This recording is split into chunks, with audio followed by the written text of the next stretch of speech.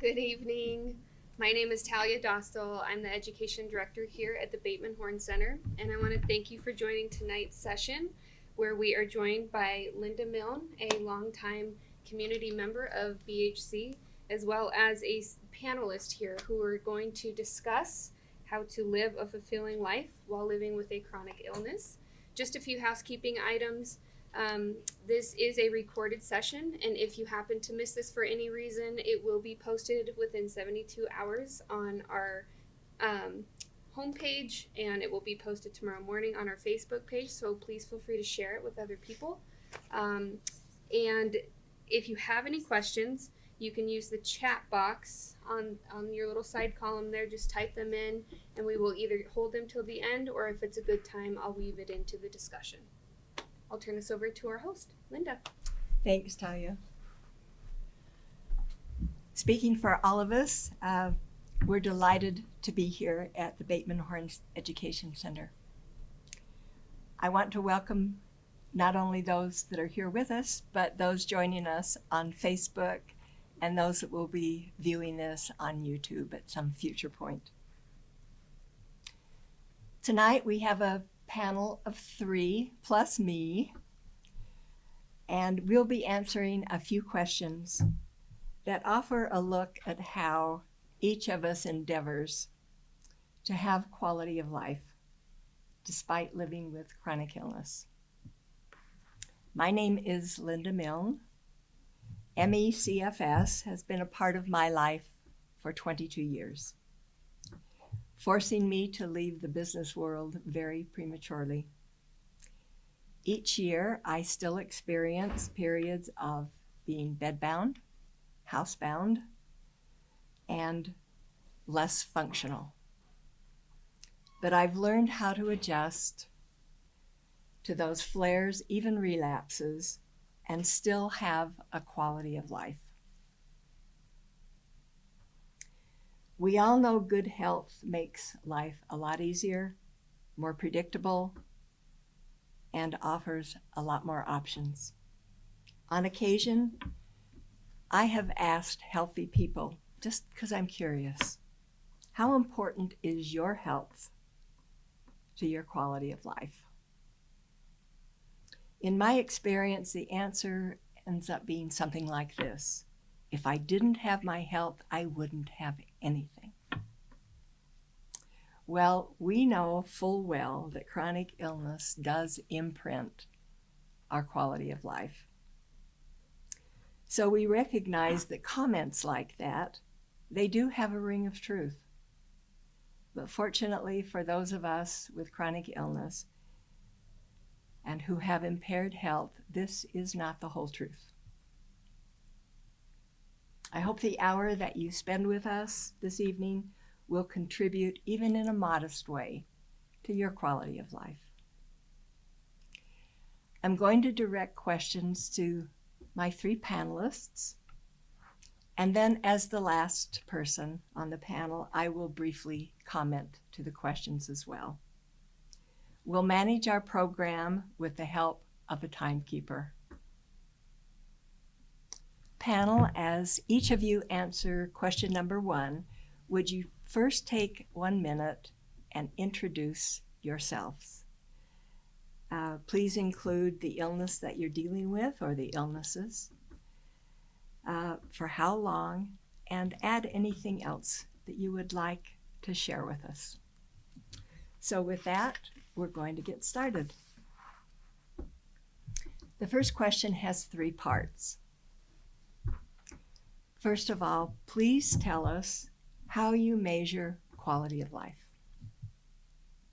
Would you then share what feature or features you most miss in your life due to health limitations?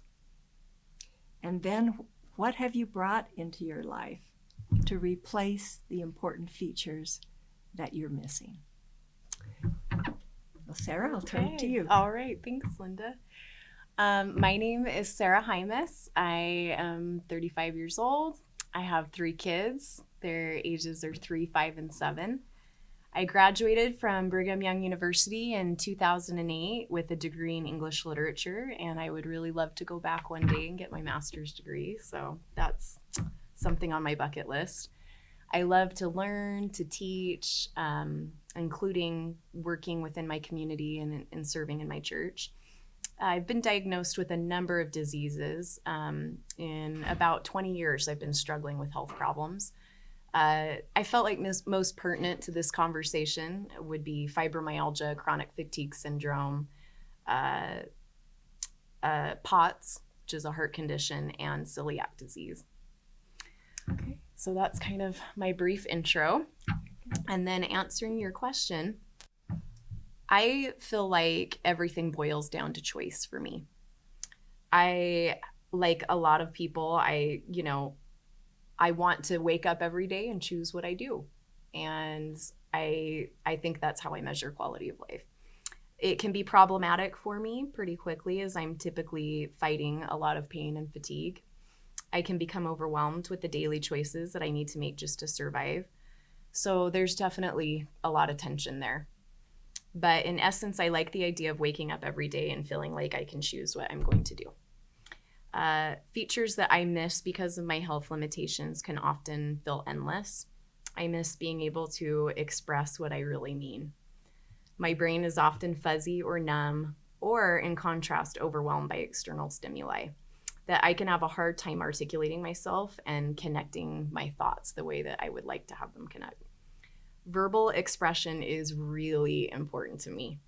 I'm a classic extrovert, although through the years, I think I've realized that I have a lot of introverted qualities that have been enhanced or exacerbated by my illness. But overall, I love to talk. I love to connect with people. I want to hear what they have to say. And I also think that I associated a large part of my identity as a child, a teen, a young adult with being somewhat academically adept and being able to be well-spoken. Most of the time, I don't feel like I'm that person anymore, or that the amount of energy and effort that it takes to be that person, that energy doesn't feel worth going for.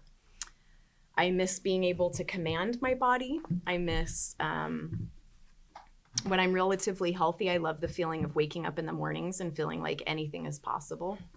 I've had to make major shifts in my mental framework to realize that all is still possible, just in ways I may not have imagined.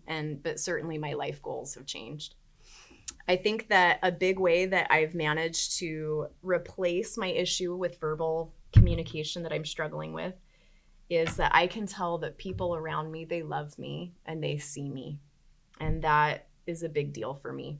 I'm very blessed that from day one I have family and friends who just love me so much and care about me. And in terms of being able to command my body the way I'd like, I think most people can't command their body the way they would like. I think people are dealing with problems in lots of different ways. So yeah, I think isolation is easy for me to experience when I stop communicating with others. And I think that'll be fun to kind of talk about later on. But yeah, I like interconnection. Okay, thank you, Sarah. Peggy. My name is Peggy Quinney. I am 57. I am a grandmother of 4. We have 3 daughters and 3 businesses going right now. So it's very demanding. To actually command what I'm trying to say is difficult, especially in business. There's a lot of pressure. I rely on family members that help me out tremendously with that task. When I get the brain fog, because I have chronic fatigue, I have fibromyalgia and diabetes. So I deal with one of the 3 every minute of the day, and sometimes all 3 at once. And so when my brain fog gets so bad I can't do our books, I have to walk away, and it's really hard because I'm so used to doing that all the time. I was very good at all of our legal, all of our financials. I took care of everything, and now I have to ask for help, and that's the hardest thing for me, is to actually ask someone to help me do something I already know I can do.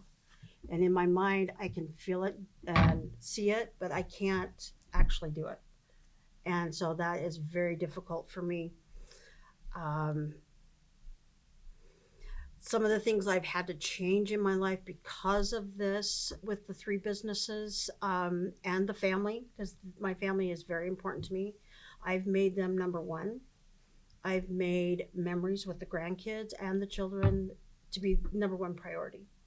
So if mom's in bed, they know mom is down. They're welcome in my room at any time, and they know that. Text messaging is one of my high priorities with family and friends. If I can't get out to see someone, I'm texting to find out how they are. I've tried to turn it not towards what I'm feeling, but what others are feeling and trying to help them out. And it makes me feel better about what I'm doing and how I'm feeling. So if I can send a note, say, hey, I'm thinking about you, and make somebody else's day, that's what I'm trying to replace with what I can't do.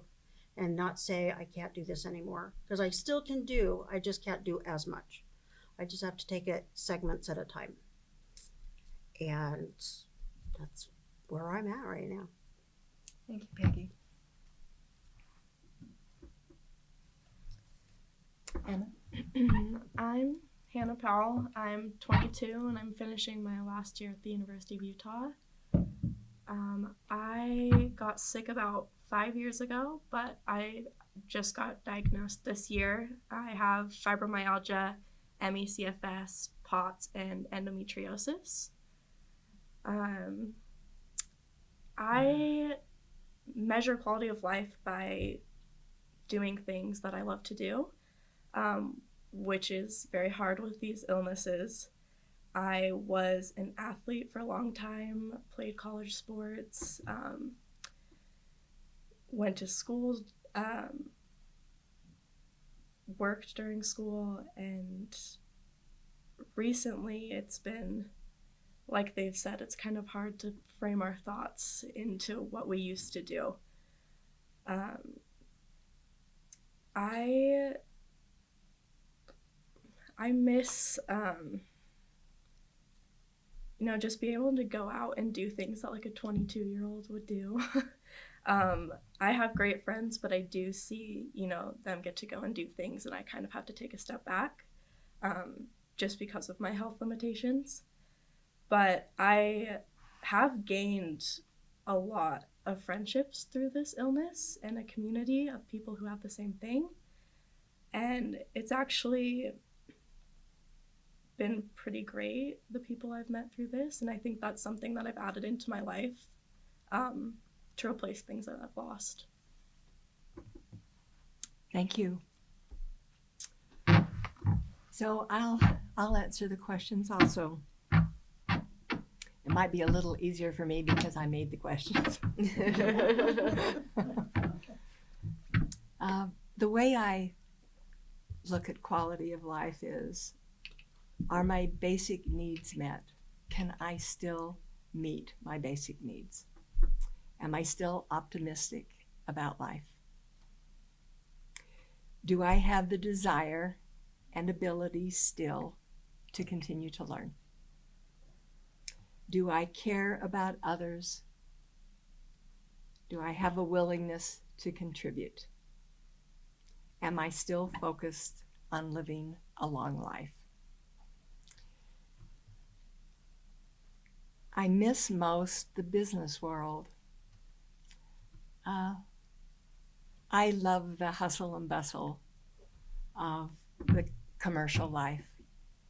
And I've been out of it now, not by choice, for over 20 years. And I miss it terribly. It provided financial security for me, and it provided opportunities for personal achievement. As a younger woman, I saw myself reaching this part of my life and traveling everywhere and living life in a very extemporaneous, impromptu way. Those pieces are not possible. When I lived in LA, I experienced earthquakes and wildfires firsthand, more than once. And the same is true living in Utah. So I decided I needed to learn how to prepare for disasters. So I took this on as a learning project to try and get my cognition back. So that led to lots of years of learning and actually lots of years of volunteer teaching on those various prepare topics. I go to businesses, I work with families, and I work with community groups. And that gives me a connection to what I had left behind in the business world. Every time I go into a business, to be able to talk with them and help them prepare their business to prepare for a disaster, I feel at home. I think, oh, I've missed this, and it feels so good to be here. Now, volunteering has not benefited me financially at all, but it is a rich and satisfying part of my life. It is a source of personal achievement and, gosh, even a few community recognitions along the way. The next question is, do you have people in your life that contribute positive energy and support to you? What do you do to keep them engaged in your life?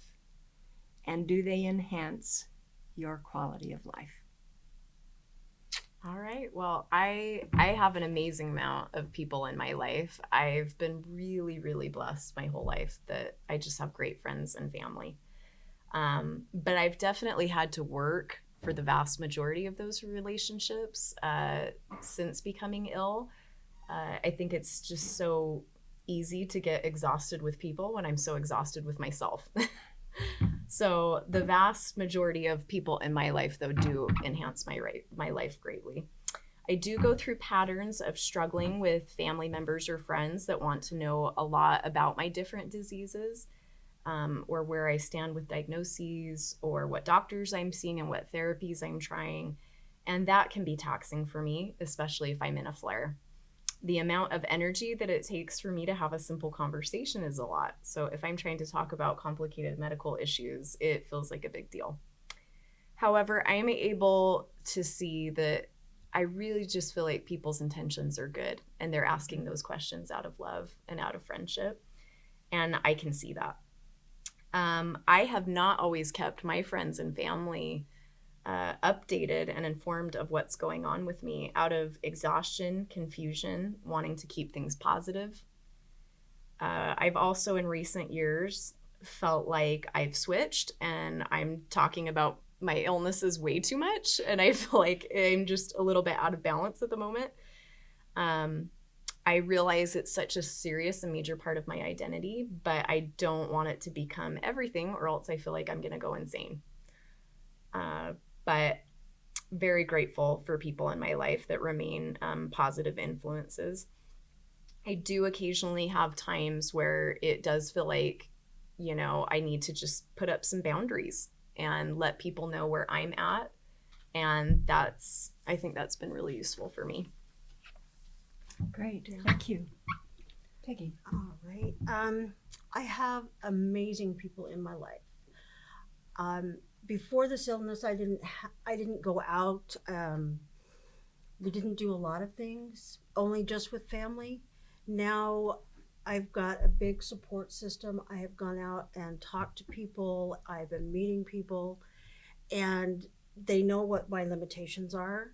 So when we travel, because we do travel a lot with our businesses, they know when I start to go down. So, or having a flare up at one of our meetings, they'll ask me to sit down. Everybody is aware and they're like, can we help you? And I've just tried to make them aware of what's going on.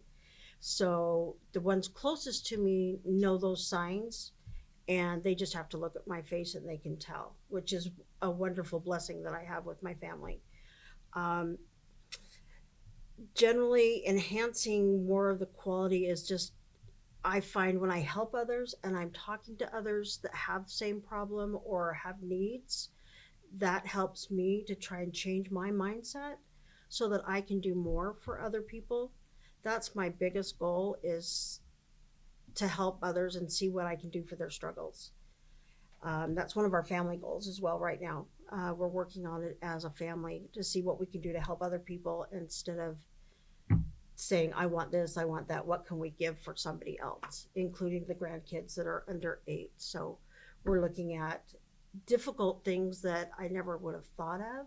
So these diseases have actually slowed me down. I used to work in one day, three jobs before I was married, and it would just be the whole center of my life. Traveling, we have to take it slower.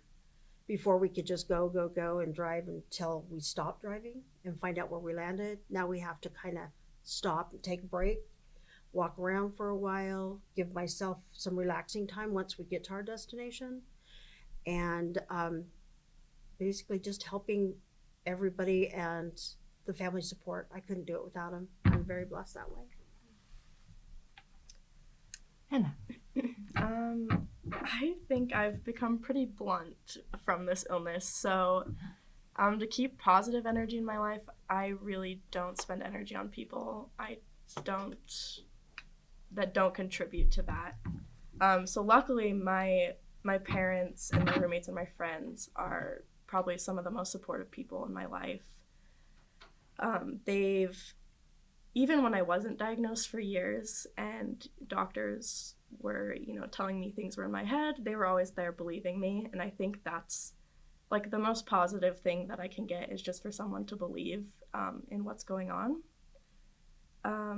I try to keep everyone accurately informed, but I realized at a doctor's appointment, I was saying all these things, and my mom was like, I've never heard you say that before. And just because there's so many symptoms that come with this, it kind of feels a little crazy or annoying to, tell someone who's been supporting you the whole time kind of everything that's going on with you. But, they're really great. And if I'm in a flare, they do what they can. And I'm really lucky to have those people in my life. Thank you. From the beginning of my illness, it has been my friends who've been the core support for me. It wasn't an easy thing for my family. So I really have turned to friends, and it's been that way for decades. And they are still there, and I just seem to keep adding to that group. I would guess that friends are my most precious something in my life. Well, I can't do outdoor activities. Like I watch people play pickleball, and I hear about people going up the trailhead, all the way up to some body of water that I don't even know about in our mountains. And I think, oh, I would love to do that. Well, I can't. But I can participate this way. I get in the car, I ride to the trailhead, and they go do, and I sit in the car and I read, or I have my iPad with me, so that I can be a kind of a part of it, but I don't hold back the plan of the group, which is, to head to the summit. So that's one way that I keep a connection, but I keep my activity real for what I can do and can't do. And I find that I can find sedate ways to connect to people, even people that are really active and athletic. And I love my friends who are more cerebral. I love discussions. I could sit for hours and talk about almost any topic. I remember when I was a debater in high school a long time ago, you had to take both viewpoints of a question. And so I've grown up kind of being able to discuss almost anything from almost any point of view and find it thoroughly enjoyable. So that's kind of a substitute activity that has become really part of my life. loving friends are an enormous contribution to my quality of life. I do keep them informed, and I usually don't talk about the difficult details. I wait until I can do a summary and say, oh, these last 2 weeks have been a bit of a challenge, but I seem to be on top of it now. I kind of approach it that way, unless I'm in a position where I really need help, and then I'm totally willing to put it out there and ask for help. So I guess that the bottom line is absolutely my friends enhance my quality of life. It's something that I notice almost each and every day, and I am so grateful. So, panel, to move to a little bit different viewpoint, have you noticed that negative people tend to be attracted to us when we're most vulnerable? Not just in our illness, but just in life itself. And that negative people can degrade our quality of life. How do you handle people who weigh you down, should you have people like that in your life or wanting to be in your life? And what do you do with the people who make you feel less than? Well, I feel like in my life, negativity seems to breed negativity, and positivity breeds positivity. And they're both contagious for me, and they affect me tremendously, especially during a flare. During flares, I have a really hard time not swallowing what people say to me. If I perceive it as negative, if it's directed personally toward me, I have a hard time not swallowing that. I'm very sensitive, and my health issues have increased that sensitivity. Learning to compartmentalize has been really important to me. That's kind of my number one goal right now, because I struggle with that. I look at the big picture so much that sometimes that gets overwhelming. But I was just thinking about this the other day. My husband, this can be something that drives me so crazy about him and boys in general, that they're so good at compartmentalizing. But I really do think it's an important part of not being driven mad by all these serious illnesses. And I think it's what has helped us and our marriage to be so strong, is that he is able to kind of separate these issues, my intention and my actions, or my words. And there is still accountability for me if I am a negative person. And I still think there needs to be, accountability for others when they're acting negatively. But I also think that the only person I can control is me. So I just try to focus on what I can do to bring positivity and light and love into a conversation. If we're talking about doctors, that seems to be a whole nother story for me. I have trust issues with doctors. I don't tend to like doctors very much.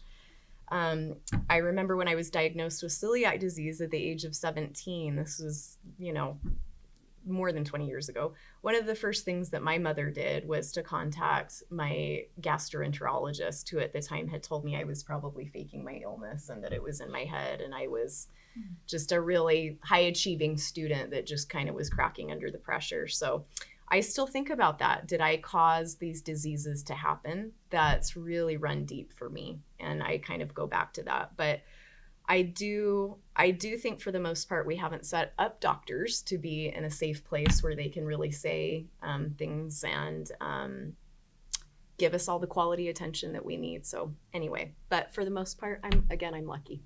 I just don't have a lot of negativity in my life. That's wonderful. Great. Thanks, Sarah. I do have a few people in my life that I've identified that are negative, that try to bring me down. So when I do have a flare up, I try to avoid those conversations in a flare up, because I take them very personal, and it's really hard for me to react to what they're saying. And so I'll try, like, the next day after a flare up, to give them some positive feedback, but I just keep them at a distance. And I've also learned that every day I do something positive. I have a friend who does personal coaching, and he'll send me a positive 10-minute little spill on somebody in the state or outside of the state that they've done positive, that there's positivity everywhere. So he's trying to help me build up that positive in me. So when somebody does have a negative, that negative's not coming down, and I'm not putting myself down and saying, oh yeah, I don't deserve to have this, because I do. And that's one of my hardest things, is to say, hey, I deserve to do this. I deserve to go here. I deserve to have, a quality of life like everybody else. I deserve to go on that boat ride. Parasailing, whatever our group may be doing at the time. I have a 72-year-old friend of mine who hikes 3 to 4 miles a day. And it's every day. And I wish I could go on a hike with her. So she sends me pictures of her hikes with her and her husband. So that way I can kind of see what they're doing, enjoy the same things, and then I can go walk around the park with the grandkids, or, get out and walk around the block if I can, and just try to keep that negative away and try to just bring the positive in to the world, because the more positive you are, the people around you will also be. You're attracted to that and they are to you. So that's what I try every day. Thank you. Hannah. So this is something I really struggle with, especially with an illness that I feel like doesn't give you a break. It's kind of like one thing after the other. But what I've found is laughter is something that really helps me. And, people I can kind of vent to, which my roommates are amazing. And we kind of will have like these little vent sessions at night when we all come home from work or school, and just kind of make a joke out of kind of the mean things that people say about, my illness or something that happened to them. And that kind of just lets me, throw it over my shoulder and get over it. Try to stay positive. Thank you. Well, I've learned to jettison negative people. I move them out of my life, or I move them to the back 40. And it's not out of a malicious feeling toward them at all. It's just that I guard my quality of life very, very ferociously, and I know negative people can erode it.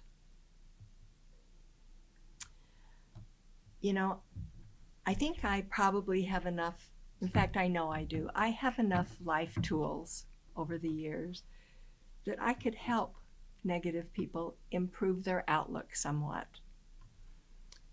But generally, I decide not to spend my energy on that.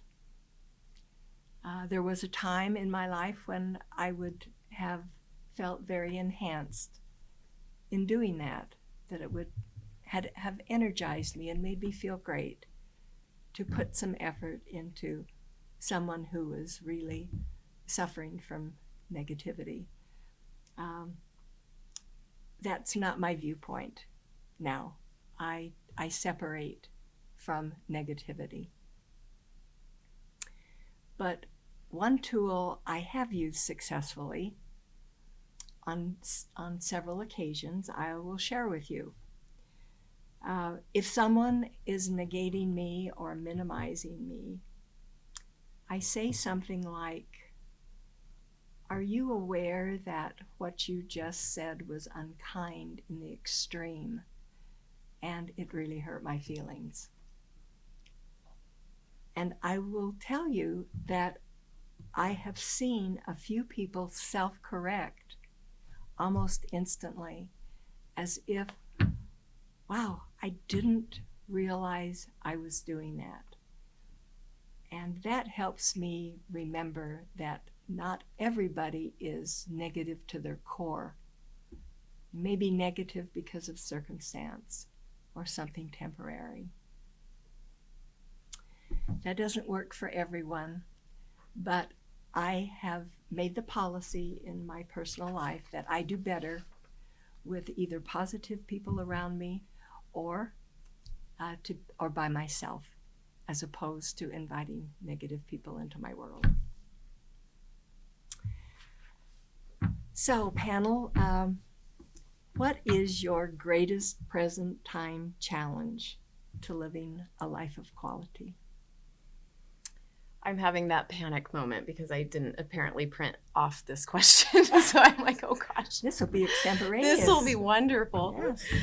I assume what you mean by greatest present time challenge is how, it's so hard when you're feeling sick and yucky all day to get done what you want to get done in your Yeah. life. Is that kind of what you were Sure. going for with that? Sure. I do feel like there are so many things that I want to accomplish in my life, and there are so many wonderful people that I am surrounded by that are doing big, important things.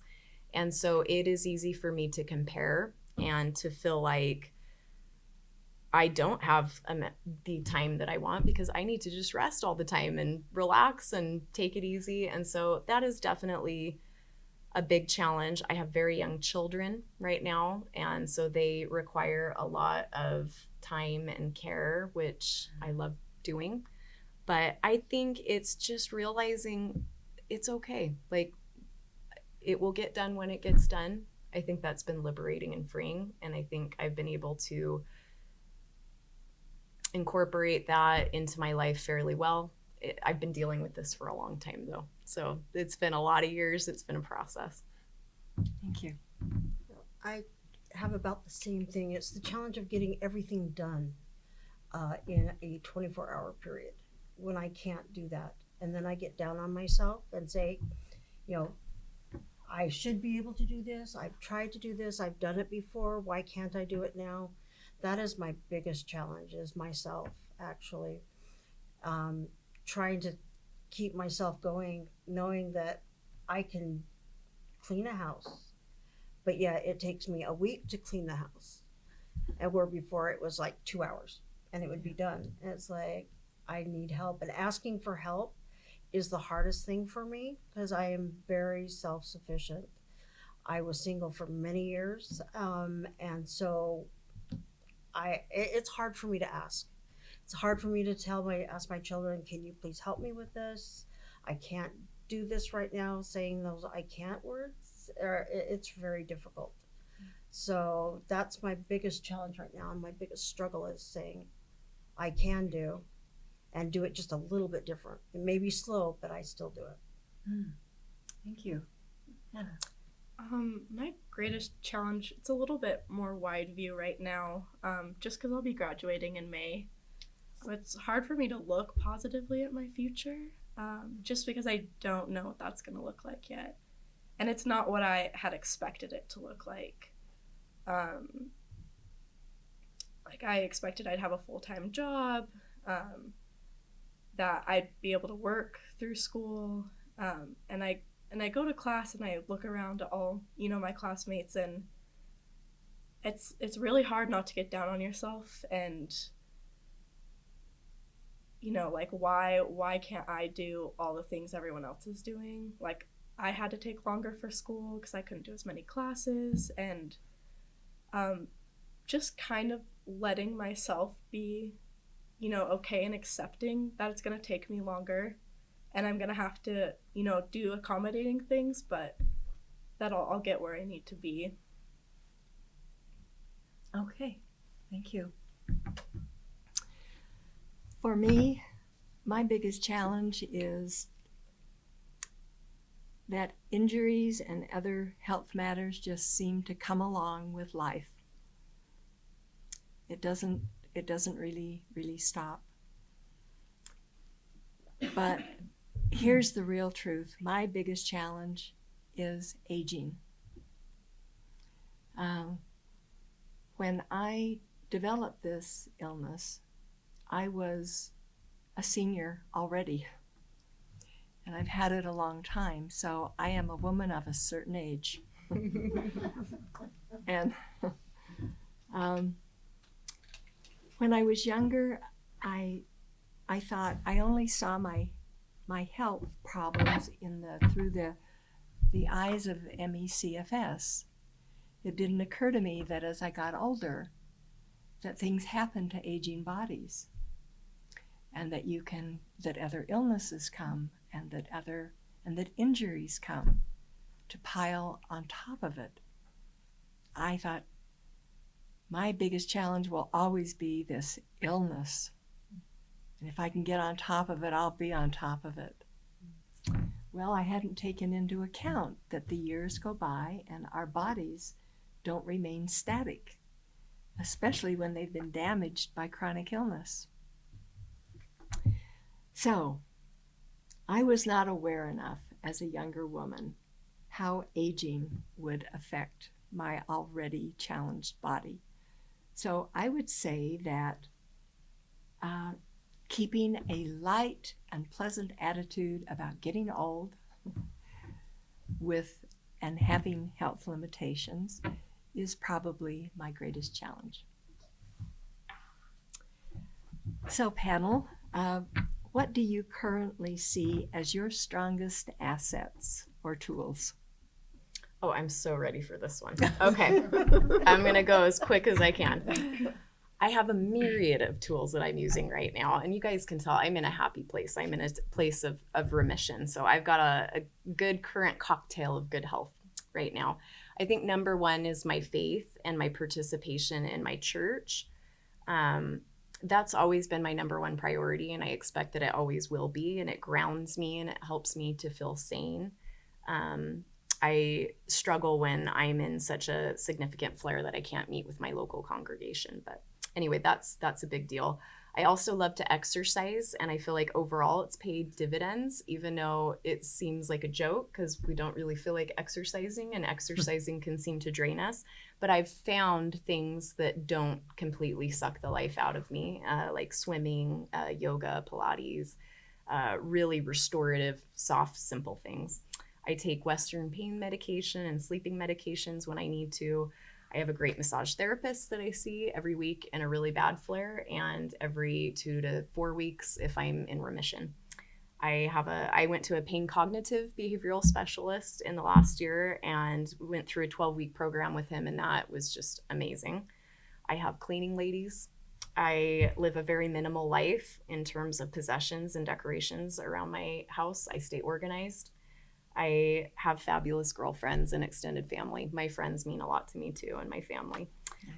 I have an amazingly supportive spouse who I lean on heavily. And I rest a lot when I need to, and I do let myself go manic a little bit when I am in a good spot because it helps me feel like I am living a normal, extraordinary life. I go and see different doctors and try a lot of different treatments when I am in a time of remission. Okay, thank you. Peggy. I have lots of tools with the community that I've connected with.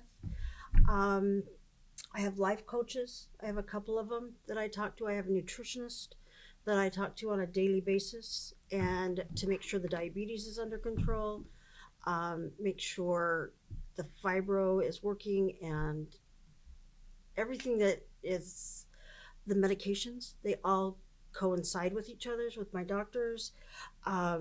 I finally found this wonderful place with the Bateman Horn Center. It's amazing. If I hadn't have found it, I don't know what I would do because it is one of my biggest tools, and I'll do anything to keep it. So it's at the top of my list there. My husband is phenomenal. He deals with a lot of stress with me. Going down and going, okay, I can't do this right now. Can we put this off for a while? And he's like, no, it has to be done now. But he understands. So he's like, you go rest, I'll take care of it, which is amazing. He does all the cooking now, so I don't have to do any of it. And he's fabulous. So Great. we'll have to have a barbecue. We'll have to come over. Exactly. So family is the number one, and learning to put, as my brother told me one time, choose what you want to do. You only have so many marbles for one day. Don't overextend it. Don't push yourself too hard like you normally do. Use those marbles wisely. Great, thank you. Hannah. So I'm in a little bit of a difficult spot with my illness right now, just kind of trying to figure out what works for me. So I only have a couple that I've that I really stick to. The first would be my parents. They're great. They meal prep for me when they can. They've let me move back in with them a couple times, and they're just really great. And then also learning to listen to my body has really been helpful. I love to read all like the journals that come out about these illnesses. I love to be informed. I'm going to kind of be loud and advocate for the people that go through this, and that's kind of something that keeps me going. Also rest. If I didn't rest, I don't know if my quality of life would be great. So it's always something I try to remind myself to do. Okay, thank you. I'm grateful that optimism comes easily for me. I don't need to work at it.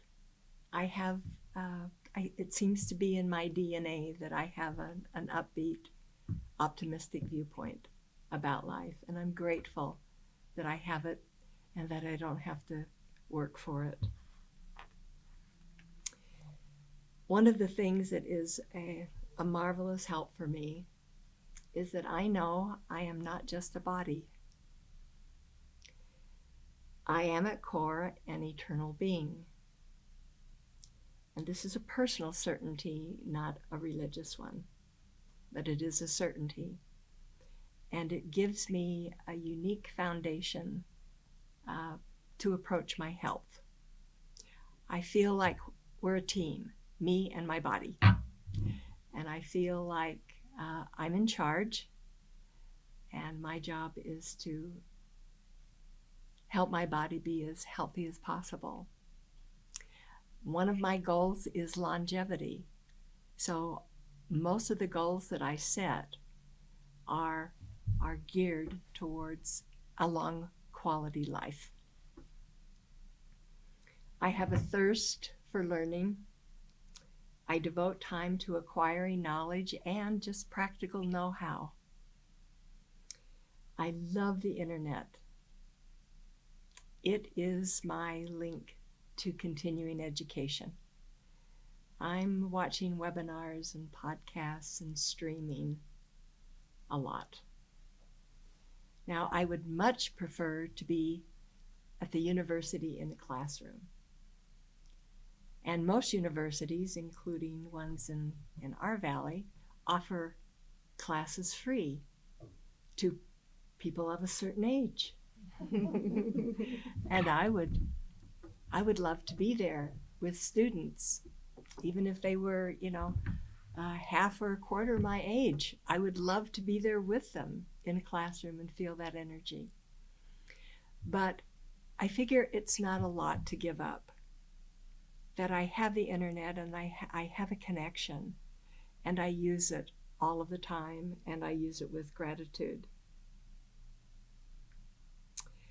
The reason I can't go to classes is you'll understand this. I can't deal with the parking distant from the building and the walk that it takes to get to class. That is a barrier that is too big for me to overcome at my stage of health.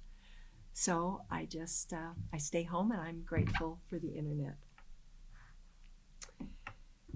I have a wonderful bright blue car, and I haven't lost it in a parking lot since I got it.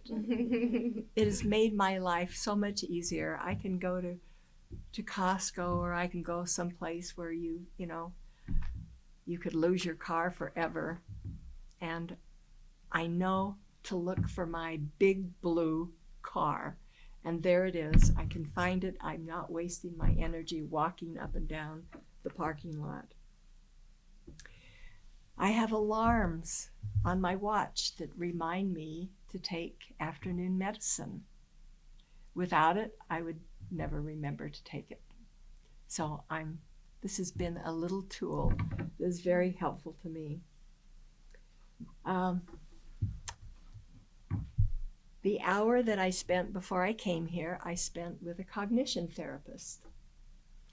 And I actually have more than one at this time. and I'm learning new tools to maintain my quality of life and to identify where my weaknesses are in cognition and where my strengths are. And I find out I do have some strengths for my age, which I was happy to learn. But I redo things. Everything can be an asset in my life. I found in my life if I approach it with a realistic point of view. Yesterday, I couldn't put vacuuming off any longer. I have a small home, but it took me a couple of hours to vacuum that tiny home because I have to break it into little pieces. When I exercise, I break it into little pieces, and a 20-minute walk of a mile can take an hour and 40 minutes because of the rest that I do in between sessions of walking. So the assets and tools that I love are learning how I can do the things that are important to me, but to approach them differently, realistically for my age and my state of health. I'm grateful for my life. I'm grateful for everything I learn. This illness has brought me lovely things. I didn't know any of these three people. I had never met Sarah, Peggy, or Hannah, and I'm so glad for the opportunity to have met them and to have had this opportunity to share this panel with them. Thank you so much for being here with us. We haven't had any questions come in, but I wanted to share with you some of the feedback that we've received from Facebook. So here's just a few. This is going to be awkward. These are just a few comments that have come in, and I think that you guys deserve to hear them. Your honesty is very moving. Thank you for being our voice. Thank you for being so brave and speaking to all of us. It helps to know you're not alone. Thank you so much for talking about these important topics. Thank you for being so brave. And wonderful questions, wise answers. Thank you all for utilizing your energy to share this information. Oh, thank you. So I thought that you might enjoy hearing some of those because I definitely was touched reading them. So, wrapping up, our next session will be on December 4th, where we will welcome Mary Beth Rains, who is a clinical social worker and licensed marriage and family therapist. She will be helping us with support strategies for the holidays. Thank you all for joining us. Thank you.